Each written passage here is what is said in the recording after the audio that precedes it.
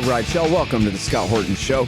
I'm the director of the Libertarian Institute, editorial director of antiwar.com, author of the book Fool's Errand, Time to End the War in Afghanistan, and the brand new Enough Already, Time to End the War on Terrorism. And I've recorded more than 5,500 interviews since 2003, almost all on foreign policy, and all available for you at scotthorton.org. You can sign up for the podcast feed there, and the full interview archive is also available at youtube.com/Scott Horton Show. All right, you guys. I love this story because I hate this story, so it's great. It's Russiagate, still on it. It's the great Aaron Maté writing at Real Clear Investigations as we're learning more and more things. This one is called Coming into Focus, Hillary's Secretive Russiagate Flogging Pair of Super Lawyers. Welcome back to the show. How you doing? I'm good, Scott. How are you? I'm doing great. You know, I told Taibbi one time, well, I'm mad at you because he said he was going to write a book called Untitled Gate about the origins of Russiagate. And it's all so murky exactly where all this came from. And you seem hot on the trail here. And it's just this one kind of, this recent indictment seemed like it was kind of important, but you seem to have grabbed onto it as a string and started unraveling a whole kind of aspect of the story, or kind of a whole new take on information that we already knew here. So go ahead and tell us what you found. Well, you're right that the origins are still murky. It's unclear exactly when this whole thing kicked off and what precipitated it. What we do know for sure is that the Clinton campaign is at the nexus of everything. So in April 2016, they hire Fusion GPS, and Fusion GPS is mandated to look into Trump's potential ties to Russia. And that leads to the Steele dossier. And the Steele dossier becomes, the basis for a lot of FBI activity. They developed this spreadsheet where they basically tried to chase down every single conspiracy theory that Steele floated to them, which of course they could not corroborate because it was all invented. And they even used the Steele dossier for surveillance applications on Carter Page. So you have a Clinton campaign playing an unprecedented role in an FBI investigation, and one that actually targets the Clinton campaign's political opponent, the Trump campaign. So that's pretty extraordinary. But that level of that odd relationship is compounded by the fact that you also have the Clinton campaign at the heart of the other foundational Russiagate allegation, which is that Russia hacked the DNC and gave the emails to WikiLeaks, because the party that first accused Russia of doing that was not the FBI, but it was CrowdStrike. And what is CrowdStrike? It's a private firm that was hired by Perkins Coie, who is the Clinton campaign's law firm, the same law firm that hired Fusion GPS to do the Steele dossier. And the person at Perkins Coie who hired CrowdStrike is none other than Michael Sussman, who is an attorney who last month was indicted by John Durham for lying to the FBI. And he was indicted for lying to the FBI while trying to give the FBI another fake conspiracy theory that Trump and Russia might have been secretly communicating via a Trump organization server and a server used by Russia's Alpha Bank, a major Russian bank. And as part of that, Sussman gave the FBI some technical data that looks like it was basically fabricated. That's what we can glean from what's come out so far. So you have not just, the Steele dossier coming from the Clinton campaign, but also the even more foundational claim that Russia hacked the DNC coming from the Clinton campaign as well, a Clinton campaign contractor. And as I show in my article at Real Clear, just going through the available public documents, including testimony that was before Congress and the Mueller report and Senate reports, Michael Sussman, this lawyer, played an instrumental role in managing the information that CrowdStrike gave the FBI. Because critically, just as the FBI relied on the Steele dossier for surveillance warrants and for investigative leads, the FBI also relied on CrowdStrike for its investigation of the DNC server breach. because the DNC did not get the FBI did not get independent access to the DNC server. They instead relied on CrowdStrike's forensics, and CrowdStrike's reports that were given to the FBI were heavily redacted. And who oversaw that process? Michael Sussman. All right. So now I imagined when I read this that you have a 2016 calendar with notes all over it to keep this straight in your head. I don't know if that's true or not, but can you help me understand in the timeline how this fits with the announcement that WikiLeaks is going to put out something Hillary related, and or the setting up of Papadopoulos by the Cambridge Four and this weird group in England and all these other things that are going around right in, we're talking about the very early months of this giant fake scandal here. What I know for sure is that in April 2016, first, at some point during that month, that's when Perkins Coie, the Clinton campaign lawyer, hires Fusion GPS, specifically to look into Trump's ties to Russia. Okay, and that's pretty early on, right? That is very early on. It's very, very early on. It's and then shortly, and then at the end of the month, that's when the DNC supposedly learned that it's been hacked. And the last days of April is when Michael Sussman at Perkins Coie calls CrowdStrike and hires them. And according to Sussman, within a day, he says CrowdStrike came to the conclusion that it was Russia.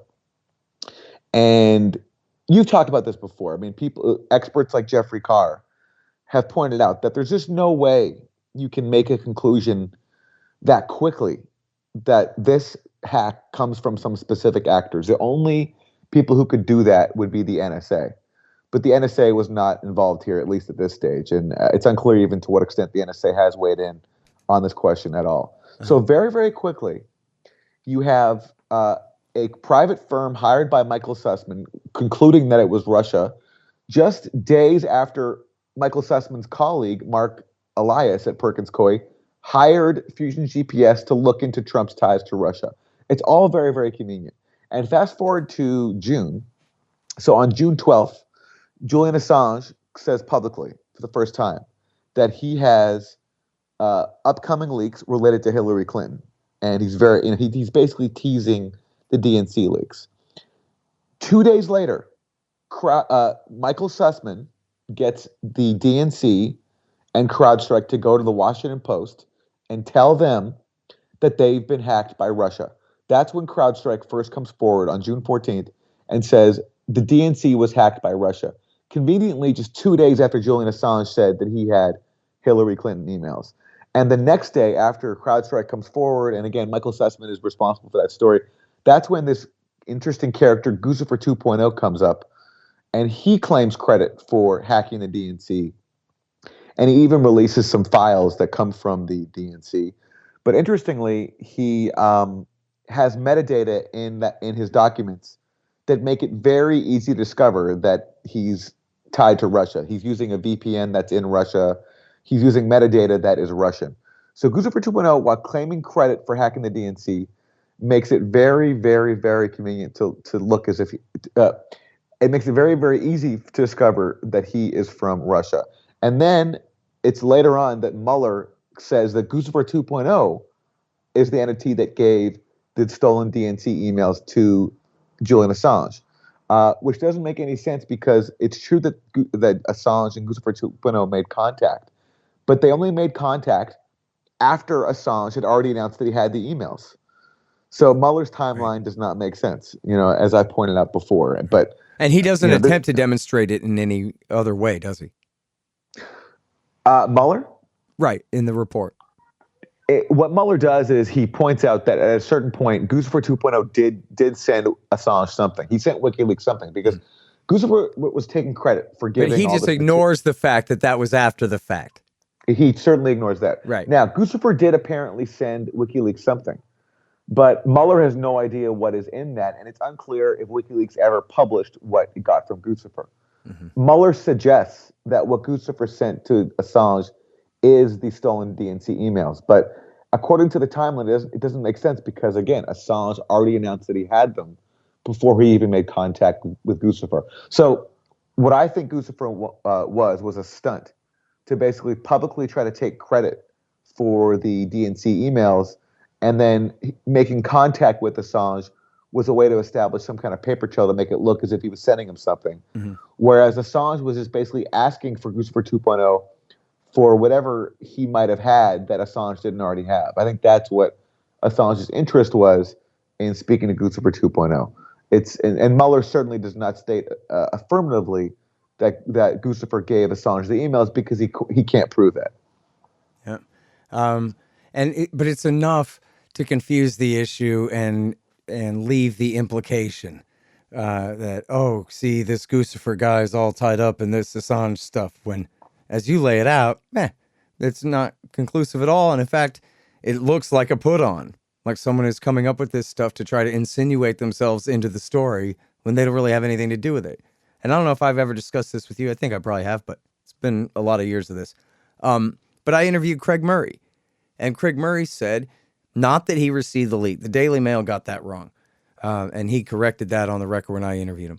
But he said that he met with the leaker, and he knew who of the DNC stuff, and he knew who the leaker of the Podesta emails was, and that in neither case are they Russian. They're insiders. And I think the implication was, and he did not make any direct implication about Seth Rich or that whole angle, but it was somebody with access to the Democratic emails. And then I think on the Podesta emails, he implied that it was someone at one of the intelligence agencies, someone like an NSA officer who was upset that these secrecy rules apply to them, but not to Hillary, and they'd cook her goose and show her, kind of thing. And so I'm not saying I know that that's 100% right, but I do know I got two witnesses say they saw him leave dinner early that night, that he supposedly went and met with the source in Washington, D.C. in a park. And he assured me, and I believed him at the time, because this whole story is obviously garbage. The other side of the story is, the Hillary Clinton side of the story, that he went and met with this person in a park in D.C. and could 100% verify to me no tie whatsoever to the Russians. Yeah, he said that. And look, Craig Murray is someone I really respect. And in fact, he's in prison right now for in a ridiculous case having to do with his blog postings. He's literally in jail right now. So he's faced persecution in the UK for a long time. And by the way, I'm sorry, because I should have said, for people not familiar, Craig Murray's a former ambassador to Uzbekistan and blew the whistle on America and Britain turning their blind eye to torture there. But and as a friend and associate of Assange's. But can you elaborate? Do you know much about that story about what he's doing in jail now? Because I've not been able to keep up with that. Honestly, I don't understand it. All I know is there was some kind of gag order over a trial that he was involved in, and somehow I think they ruled that his blog posts violated that. That's what I think it is. I could be wrong, but regardless, it's ridiculous, and it's so obviously political persecution, because he's someone who's been challenging the national security state in the UK for a long time, ever since he blew the whistle on torture and in Uzbekistan, and how the UK government was basically covering it up. So because they were an ally of the government there. So Craig Murray's a hero, and he's being punished for it right now. And he has said that. I know. I try to go off what I can prove, and what's in the public record. And what's in the public record is damning enough to the official narrative that Russia did it.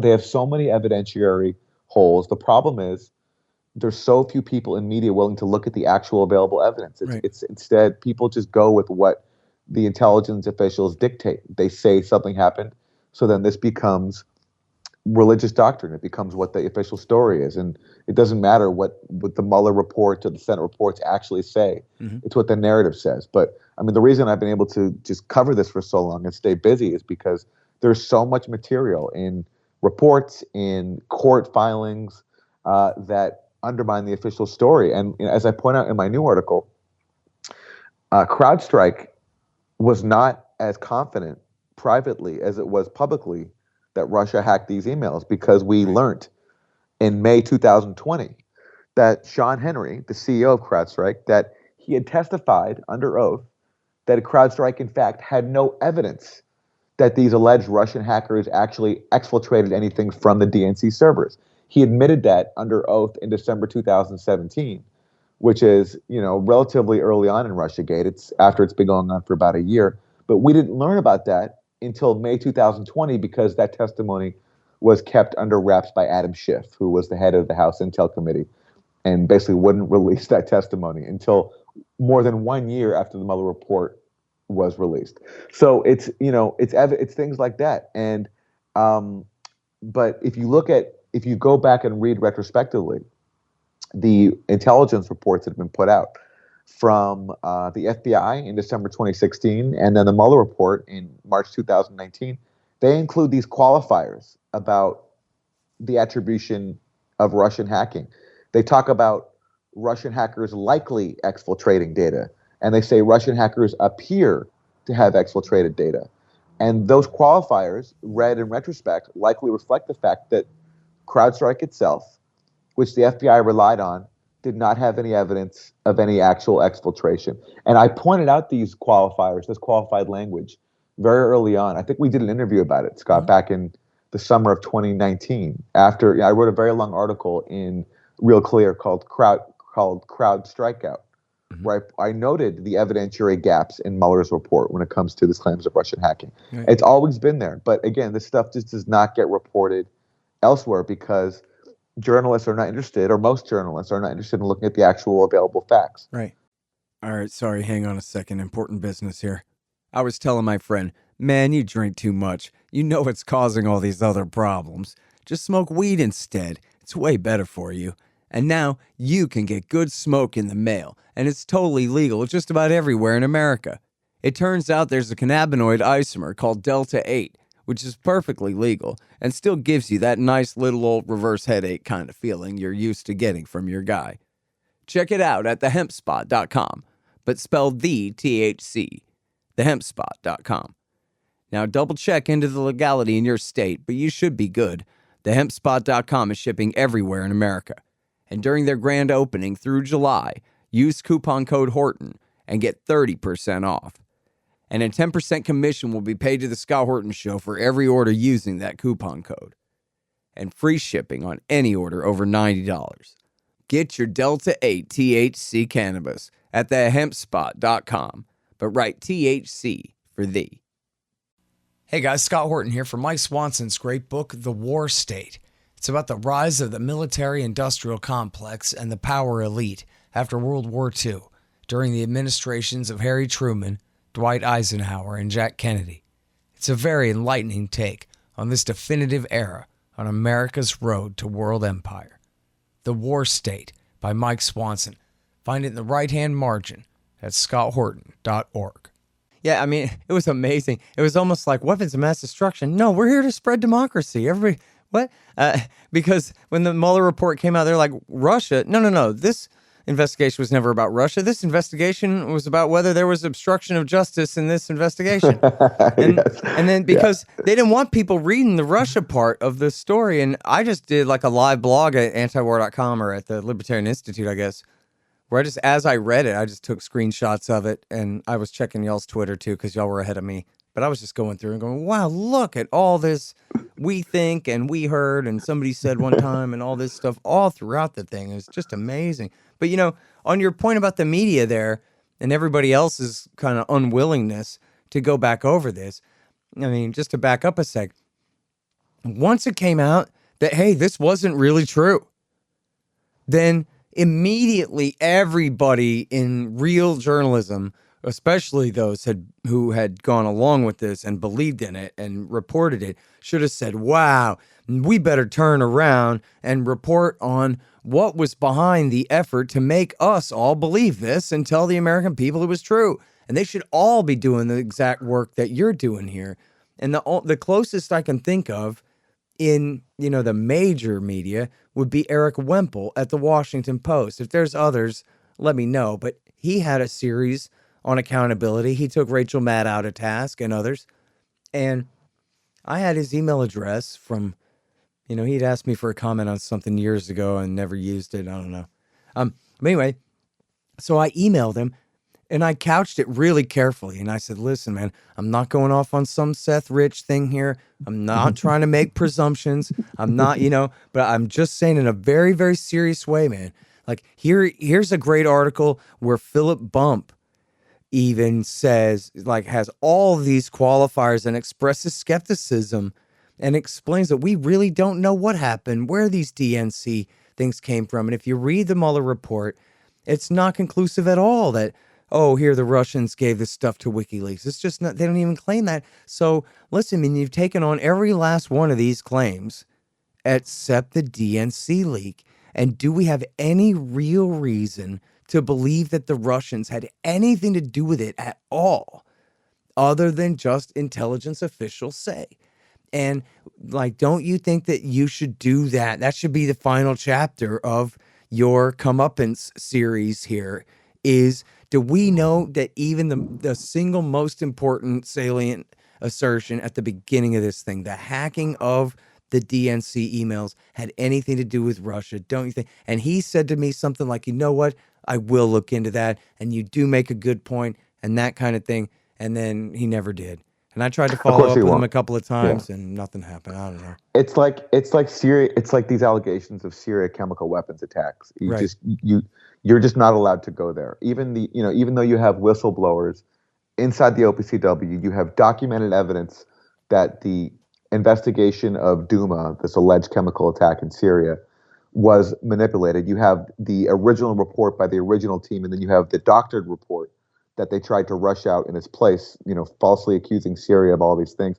You're not allowed to even acknowledge the existence of those whistleblowers. I mean, it's never been reported in the Washington Post, never been reported in the New York Times, except one time in passing at the bottom of a fawning profile of Bellingcat. They mentioned they obliquely referenced one of the OPCW whistleblowers in passing, but then quickly dismissed it because Bellingcat says there's nothing to see here. Right. So it's like and there's the same thing. It's just this allegation that Russia hacked the DNC. It's too important to too many powerful people. It served the interests of generating more Cold War tensions with Russia. It served the interests of distracting the public from the contents of those emails showing corruption in the DNC and the Clinton campaign, and changing the subject to who stole them and how it was all Putin and part of Putin's plans to destroy democracy. So it's just that's a third rail that you're just not allowed to touch, even though all the evidence shows it. And so what someone like Eric Wemple does, it's a good example. They take on the low-hanging fruit, which is the Steele dossier, which is such a farce. It's such a joke that it's so like you look like an idiot if you don't acknowledge what a complete scam the Steele dossier was, because it's all these ridiculous conspiracy theories paid for by the Clinton campaign. It doesn't get more ridiculous and corrupt than that. It's just, and of course, there's no evidence for any of its ludicrous claims, like Michael Cohen meeting in Prague with Russian hackers. I mean, Michael Cohen's turned on Trump, and even he says that Christopher Steele is deranged. And amazingly, ABC News just did a documentary with Christopher Steele, treating him as if he's a serious person and not mentally unstable. But so someone like Eric Wemple, he's allowed to go and at least criticize that. But that's, to me, is low hanging fruit. It's very, very low hanging fruit. Yeah. And listen, I got a mea culpa in here. Obviously people noticed this. I did too. Believe me that in my debate with Bill Kristol, he made the claim about sarin gas 2 or 3 times.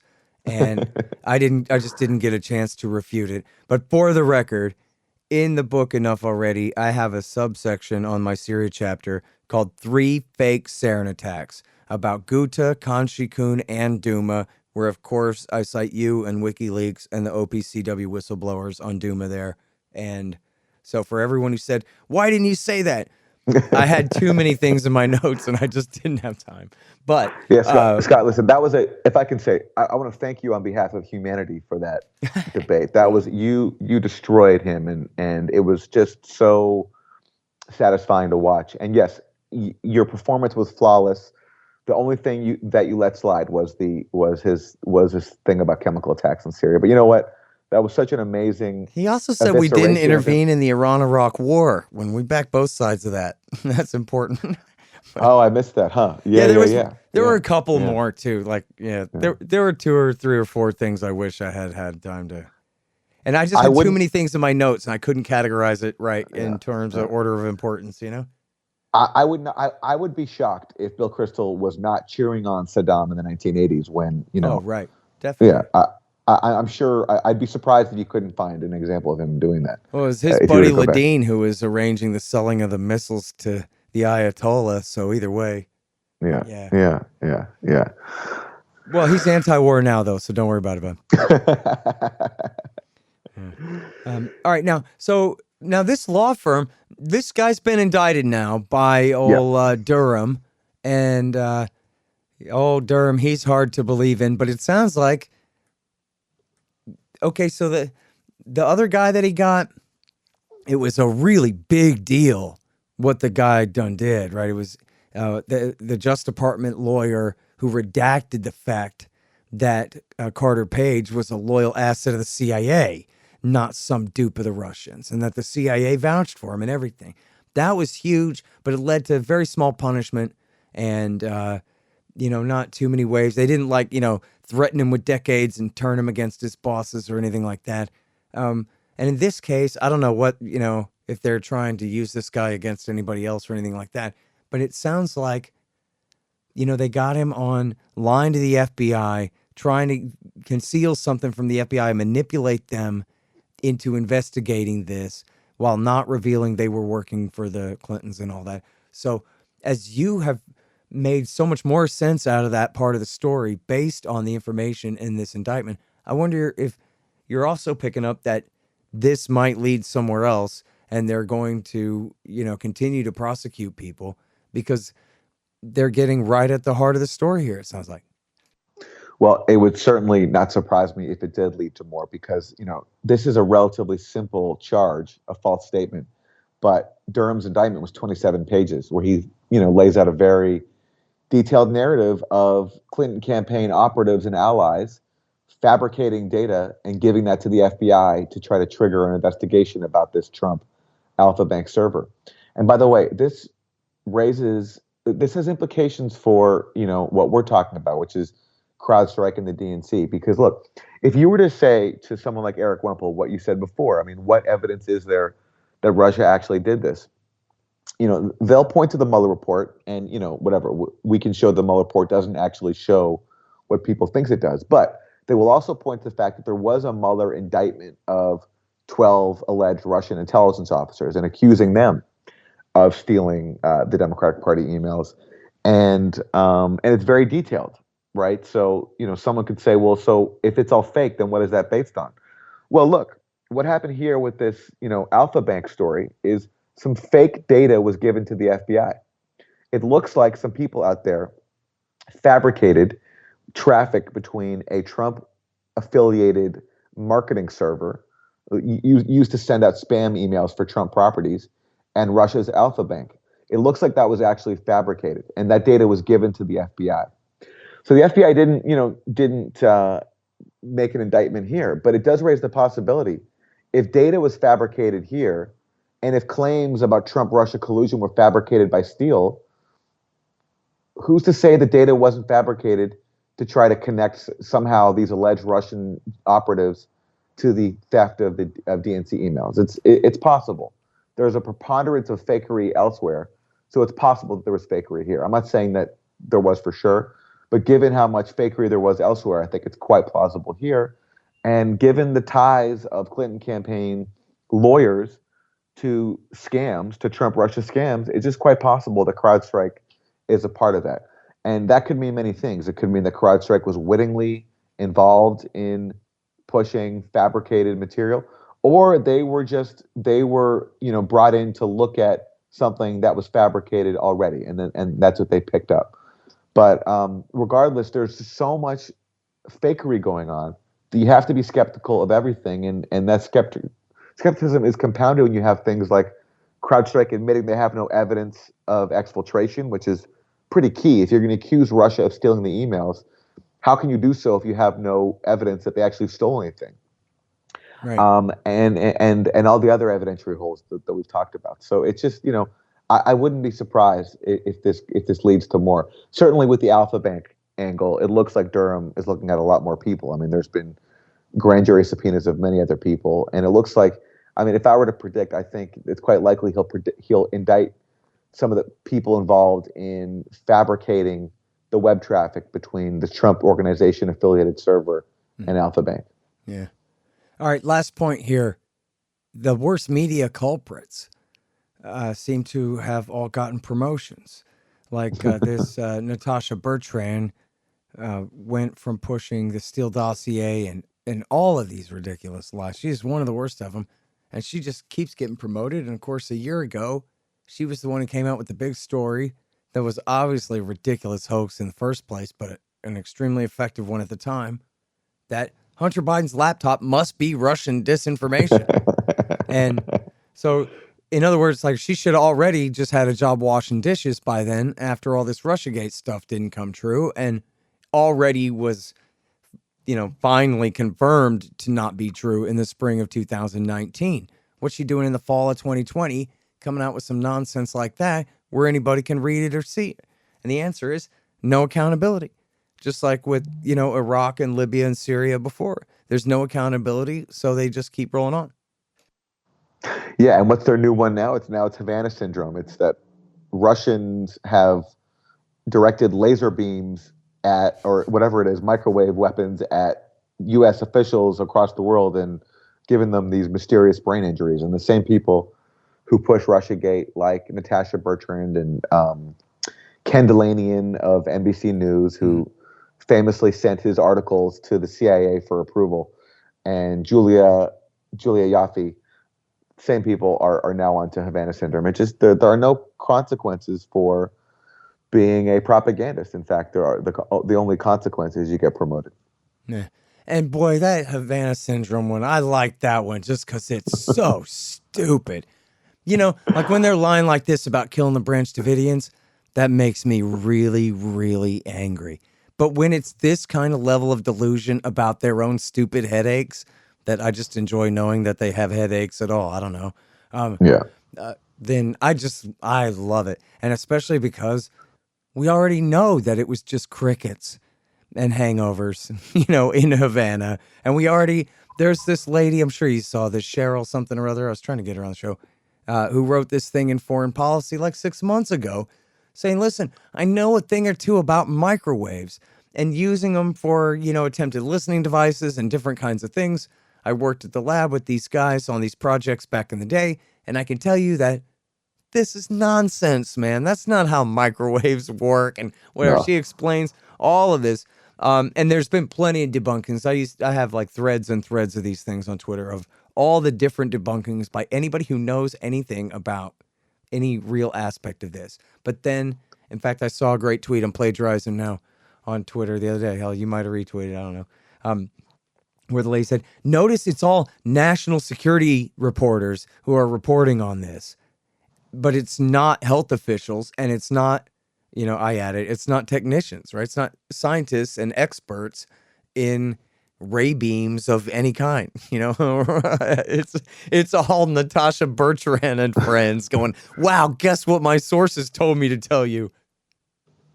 It's a good point. That's a really, really good point. But again, it's unbelievable how these people are allowed to still publish. I mean, it's, Russiagate should have ended the careers of a lot of people. I hate to say that. I hate to say that people should not be working, but I'm sorry. Like it's the level of stenography and embarrassment was just it was off the charts. But look what happens. It just continues. It gets even more absurd. Right. And look, there's lots of honorable work besides journalism. They should be able to have jobs. We're not trying to cancel them out of polite society forever.